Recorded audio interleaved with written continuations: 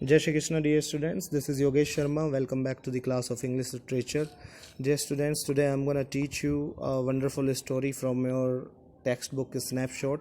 The name of the story is The Summer of the Beautiful White Horse, and this story is written by Mr. William Saroyan. Mr. William Saroyan actually wrote a story, My Name is Aram, and this chapter is an excerpt from that story. It is taken from that story. So, dear students, this story is about two Armenian boys who belong to a tribe whose hallmarks are trust and honesty. So basically, the theme of the story is that sometimes we feel such a situation in our life where we feel that we should follow our heart, not our brain. We should follow our feelings, not our reason. So that is the theme of the story, and to depict the theme, actually writer tells us the story of two poor Armenian boys. दो गरीब अर्मेनियाई लड़कों की कहानी writer हमें सुनाता है इस theme को डिपिक्ट करने के लिए। और ये ट्राइबल बॉयज़ हैं, कबीलों में रहने वाले जो लोग हैं, उन लोगों के बीच से ये दो लड़के हैं। अर्मेनिया का कोई कबीला है। And the special thing about this tribe is that the hallmark of the tribe is trust and honesty. इस ट्राइब की जो पहचान है, ट्राइब जो जाना जाता है अपनी ईमानदारी और अपनी सच्चाई के लिए जाना जाता है। सो यहाँ पर स्टोरी में हम देखेंगे कि ऐसा क्या हो जाता है कि ये दो लड़के अपनी फीलिंग्स को, अपनी भावनाओं को ज़्यादा महत्व देते हैं अपने कबीले की जो पहचान है सच्चाई और ईमानदारी से ज़्यादा। ऐसा क्या हो जाता है कि उनका दिमाग तो कहता है कि नहीं, हमें सच्चाई और ईमानदारी का पालन करना चाहिए जो हमारे कबीले की पहचान है, लेकिन उनका दिल कहता है कि हमें अपनी इच्छाओं को, अपनी खुशियों को पूरा कर लेना चाहिए। So this is kind of a conflict between feelings and reason. ये फीलिंग और रीज़न, तर्क, दिमाग और दिल के बीच की एक कॉन्फ्लिक्ट को डिपिक्ट करने वाली स्टोरी है। So let's study that story. One day back there in the good old days when I was 9 and the world was full of every imaginable kind of magnificence.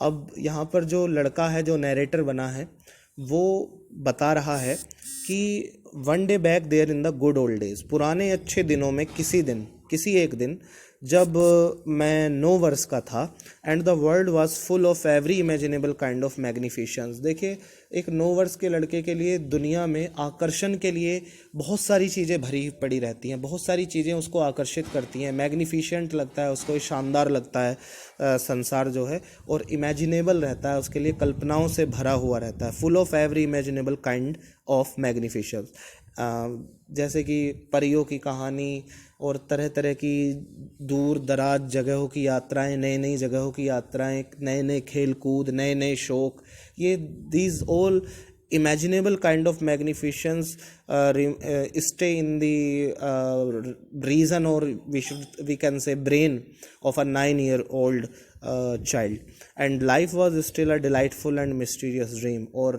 जो ये narrator है हमारा बता रहा है कि मेरी दुनिया तो ऐसे आकर्षक चीज़ों से भरी हुई थी, और जीवन भी जो था was still a delightful, वो अभी भी एक आनंददायक और मिस्टीरियस ड्रीम, एक रहस्यमयी सपने के जैसा था जिसमें पता नहीं चलता कि अगले दिन क्या होने वाला है।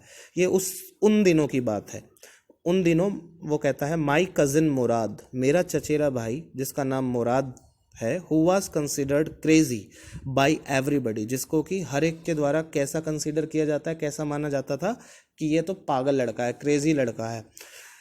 हु न्यू हिम एक्सेप्ट मी, जो कोई भी उसको जानता था वो हर कोई उसको क्रेजी मानता था कि इसको किसी चीज़ की धुन सवार हो जाती है, या ये मतलब पागलों वाली हरकतें करता है, सिवाय मेरे। जो हमारा नरेटर वो कह रहा है कि मुझे छोड़कर बाकी जो भी लोग उसे जाना करते थे वो सभी उसको क्या मानते थे, क्रेजी मानते थे कि ये क्रेजी है। सो ऐसी उस लड़के के बारे में वो जानकारी देता है। आगे he says, came to my house, वो मेरा कज़िन मुराद भाई मेरे घर आया, एट 4 in the morning, सुबह के 4 बजे, and walk me up tapping on the window of my room, और उसने मेरे कमरे की खिड़की को थपथपाते हुए, टैप करते हुए, मेरे कमरे की खिड़की को टैप करते हुए मुझे जगाया। अरम, ही सेड, उसने कहा अरम, किसने कहा? मुराद ने। मुराद कौन है? अरम का चचेरा भाई, यानी कि हमारी स्टोरी का नरेटर कौन है? अरम। अरम बता रहा है मुराद के बारे में कि मुराद सुबह 4 बजे मेरे कमरे की खिड़की पर टैप करके मुझे जगाने के लिए आया और उसने आवाज़ लगाई, Aram. I jumped out of bed, मैं कूद कर बिस्तर से बाहर आया, and looked out of the window, और मैंने खिड़की से बाहर देखा। I could not believe what I saw, जो मैंने देखा उस पर मैं भरोसा नहीं कर सका। ऐसा क्या देखा उसने कि वो भरोसा नहीं कर सका? It was not morning yet, अभी सुबह नहीं हुई थी अभी तक, बट इट वॉज समर, लेकिन क्योंकि ये गर्मी थी, and with daybreak not many minutes around the corner of the world, it was light enough for me to know I was not dreaming. और दिन के डे ब्रेक मतलब दिन के निकलने के साथ, not many minutes around the corner of the world, it was light enough for मी, मतलब पूरी दुनिया के हर एक कोने में कुछ मिनटों बाद ही इतना प्रकाश होने वाला था कि मैं ये जान जाऊं कि जो मैं देख रहा हूं वो सपना नहीं था। मतलब वो कहता है कि मैं अभी तक तो सोच सकता था कि अंधेरा हो रहा है और मैं सोया हुआ हूँ, मैं कोई सपना देख रहा हूँ, लेकिन दिन अब निकलने ही वाला था जिससे सारी दुनिया में इतनी रोशनी हो जाती कि मैं ये जान सकूँ कि ये सपना नहीं है, ये तो सच है जो मैं देख रहा हूँ। So my cousin Mourad was sitting in on a beautiful white horse. अब ऐसा क्या था जिसको वो देख करके कह रहा है कि ये सपने के जैसा लग रहा है या मुझे भरोसा नहीं हो रहा जो मैंने देखा?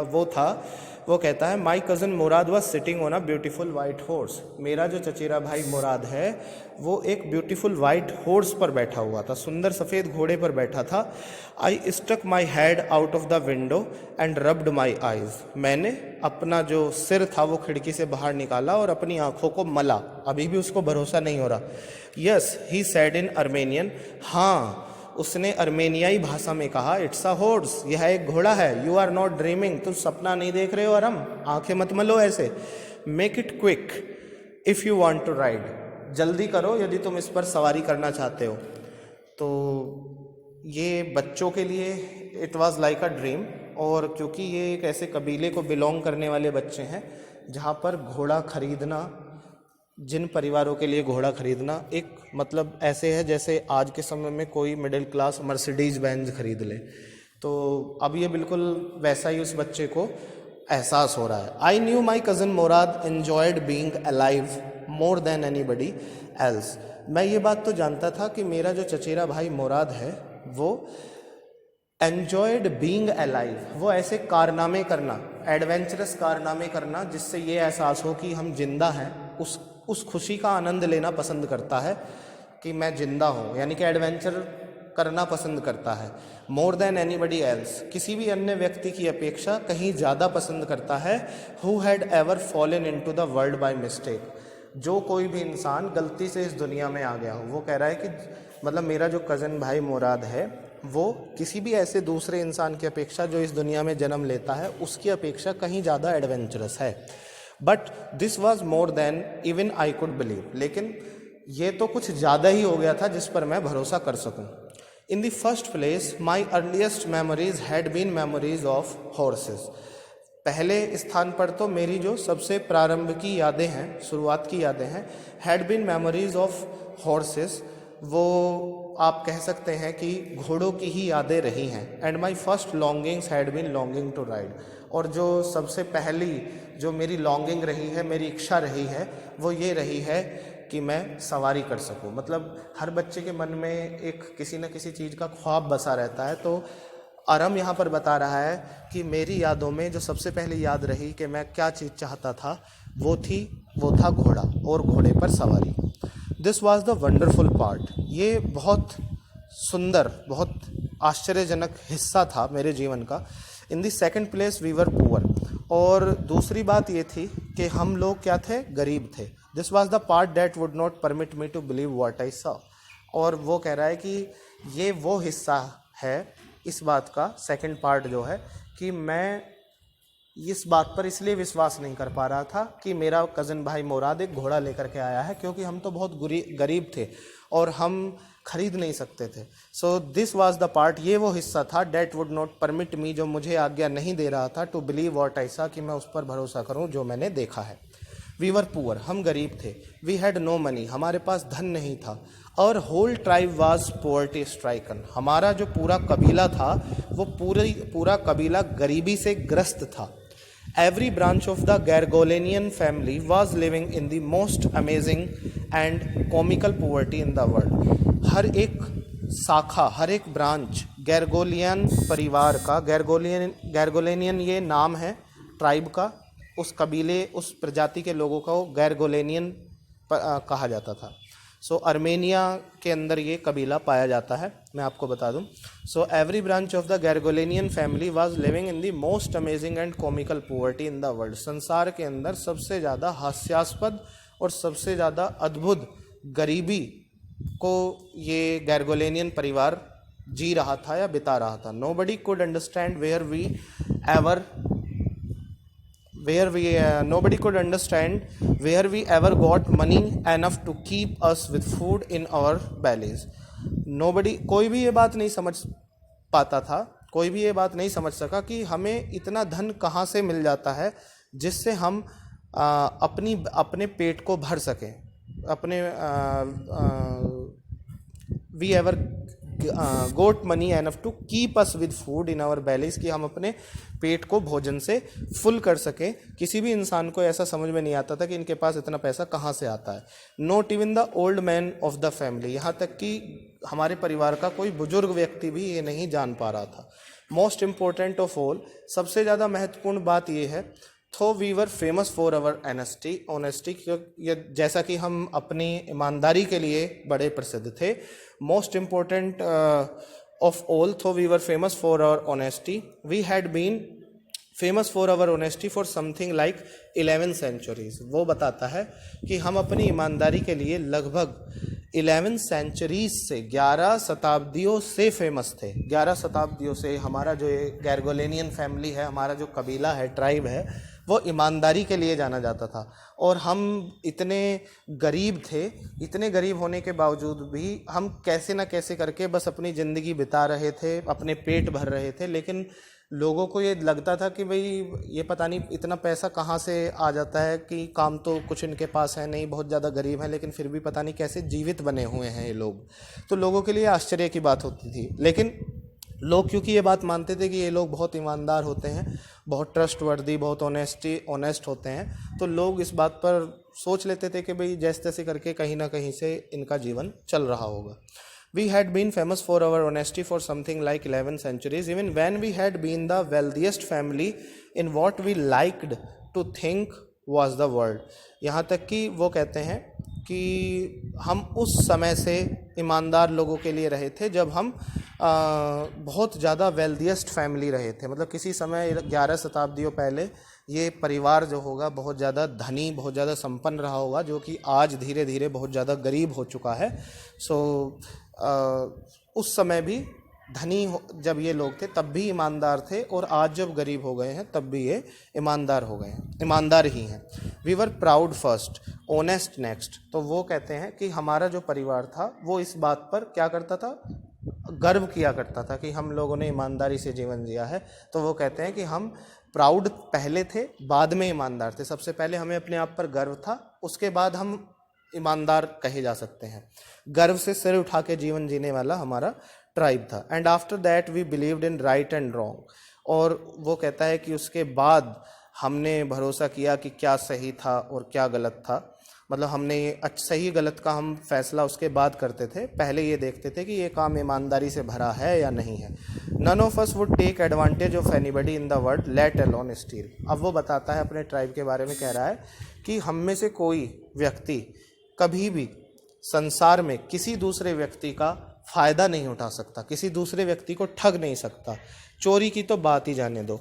कॉन्सिक्वेंटली इवन थो I could see the horse so magnificent, even थो आई कुड स्मेल इट. अब वो कहता है कॉन्सिक्वेंटली, इसके परिणामतः, इवन थो I could see the horse, हालांकि मतलब वो कह रहा है कि इस सब की सोच रखते हुए कि हम बहुत ईमानदार हैं, हम किसी के साथ चोरी नहीं कर सकते, तो ये तो मुझे भरोसा ही नहीं हो, मतलब ये बात मुझे भरोसा नहीं करने दे रही थी कि घोड़ा मेरे सामने है और मुराद उस पर बैठा हुआ है। जबकि वो कहता है even though I could see the horse, मैं घोड़े को देख सकता था, सो मैग्निफिशेंट, इतना शानदार वो घोड़ा था, इवन थो आई कुड स्मेल इट, यहाँ तक कि मैं घोड़े को की महक भी मुझे आ रही थी, सो लवली, इतनी प्यारी स्मेल थी इसकी, इवन थो I could hear it breathing, मैं इसको सांस लेते हुए सुन सकता था, सो एक्साइटिंग, ये इतना रोमांचित था, I could not believe the horse had anything to do with my cousin Mourad, लेकिन तब भी क्योंकि हम ईमानदार लोग हैं, हम चोरी नहीं करते हैं, मैं इस बात पर भरोसा नहीं कर पा रहा था कि मुराद के पास घोड़ा है या मुराद का घोड़े से क्या लेना देना है। वो कहता है I could not believe the horse had anything to do with my cousin Mourad, और विद मी, या मेरे साथ इस घोड़े का क्या लेना देना हो सकता है, और with any of the other member of our family, या हमारे परिवार के किसी भी अन्य सदस्य के साथ घोड़े का क्या लेना देना हो सकता है, अस्लीप और अवेक, चाहे मैं सो रहा हूँ, सोते हुए या जागते हुए, किसी का कोई लेना देना नहीं हो सकता, क्योंकि हम अफोर्ड ही नहीं कर सकते घोड़ा, हम खरीद ही नहीं सकते घोड़ा।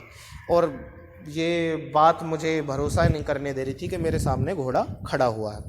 Because I knew my cousin Murad could not have boat the horse, क्योंकि मैं ये बात जानता था कि मेरा कज़न मुराद घोड़ा तो खरीद नहीं सकता था, and if he could not have bought it he must have stolen it, और यदि वो इसे खरीद नहीं सकता तो अवश्य ही उसने इसे चुराया होगा।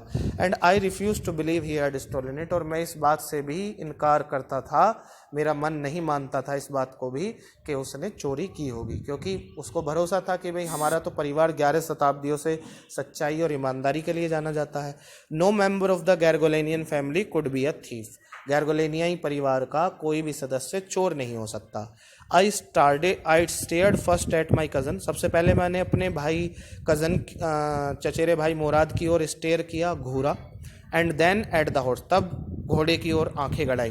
There was a pious stillness, उस घोड़े के अंदर एक पवित्र स्टिलनेस, शांति थी, and humour in each of them which on the one hand delighted me and on the other frightened me, और एक खुशी, एक आपसी समझ थी इन ईच ऑफ दैम, दोनों में, मुराद में भी और घोड़े में भी, ऐसा लग रहा था उनके बीच में कोई बॉन्डिंग हो चुकी है, जिस चीज़ ने मुझे डिलाइटेड भी किया, आनंदित भी किया, और जिसने मुझे फ्राइटेंड भी किया, जिसने मुझे डराया भी, कि इसका मतलब ये घोड़ा आज ही चुराया नहीं गया है, वरना इतनी अच्छी बॉन्डिंग, अंडरस्टैंडिंग, ह्यूमर क्रिएट नहीं होता दोनों के बीच में जितना लग रहा है देख करके।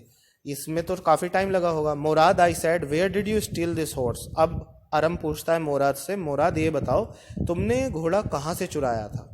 Leap out of the window, खिड़की से बाहर कूदो। ही सेड, उसने कहा, if you want to ride, यदि तुम इस पर सवारी करना चाहते हो। मुराद ने सवाल का जवाब नहीं दिया, उसने क्या कहा, खिड़की से बाहर कूदा हो अरम, अगर तुम इस पर सवारी करना चाहते हो। इट वॉज ट्रू, ये सच था। देन, तब, he had stolen the horse, उसने घोड़े को चुराया था। There was no question about it, अब इसमें कोई सवाल ही नहीं रह गया था। He had come to invite me to ride or not as I choose, वो मुझे आमंत्रित करने आया था कि मैं सवारी करना चाहता हूँ या नहीं, जो मैं चाहूँ, जो मैं चुनूँ। Well, it seem to me stealing a horse for a ride was not the same thing as stealing something else such as money.